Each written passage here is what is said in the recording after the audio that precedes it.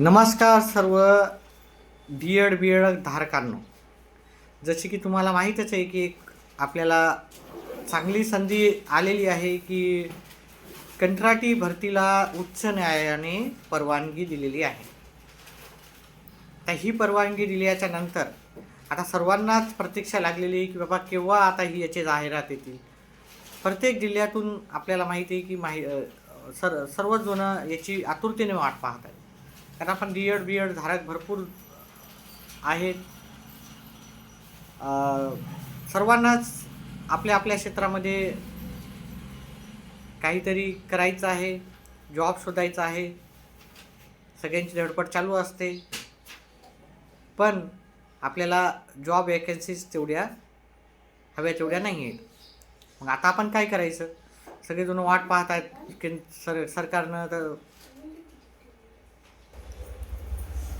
शिक्षक भरती TET pass होऊनही सुरू नाही केलेले. तर कमीत कमी TET पास नाही झालं तर कमीत कमी काहीतरी कंत्राटी बेसनं काम आहे ना. आपल्याला एक कुठेतरी आपला उपजीविका भागावी, त्याच्यामुळं सर्वांची धडपड चालू आहे की बाबा हे कंत्राटी भरती आता कधी सुरू होणार आहे ना. उच्च न्यायालयानं आपल्याला परवानगी दिलेली आहे की तुम्ही कंत्राटी भरती आता सुरू होणारच आहे.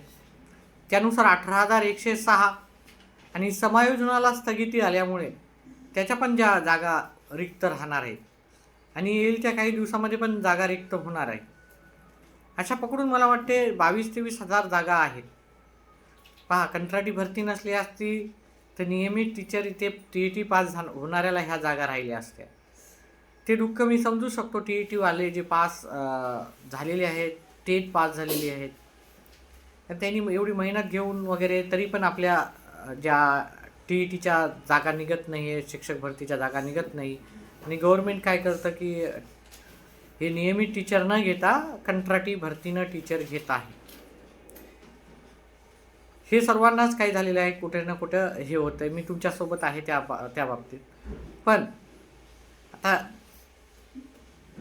ह्या गोष्टी झाल्या, पण आता सर्वांना एवढंच आहे बाबा कमीत कमी आपल्याला जे आपल्या हातात आहे, कुठे ना कुठे कुठे भरपूर दिवसापासून आपण वाट पाहतो की बाबा काहीतरी कुठेतरी आपला नंबर लागावा आणि आपण कुठेतरी स्थायी व्हावं. कमीत कमी कंत्राटी भरती का असणार, ही सर्वांची इच्छा आहे की बाबा आम्हाला तिथं लवकरात लवकर सरकारने हे कंत्राटी भरती सुरू करावं आणि कुठेतरी जॉईनिंग लवकरात लवकर होण्याची भरपूर जणाला इच्छा आहे.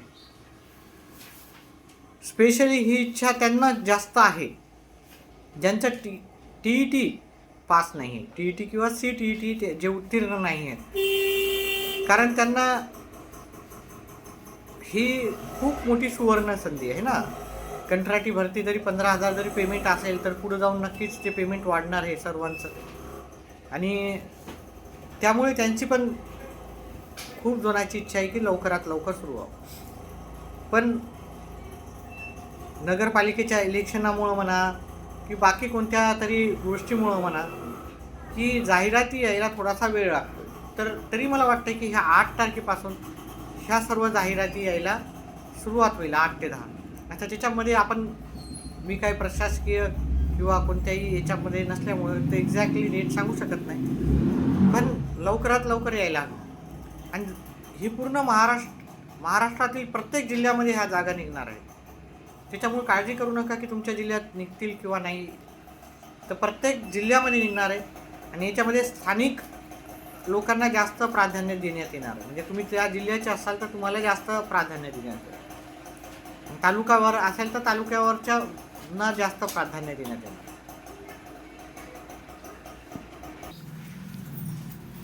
तुर्तास तरी एवढंच.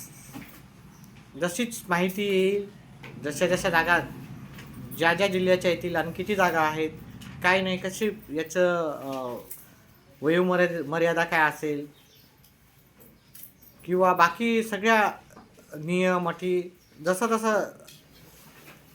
जाहीर होईल ते तसं मी तुम्हाला नक्कीच त्याचे अपडेट देईल. सध्याच्याला एवढंच. धन्यवाद.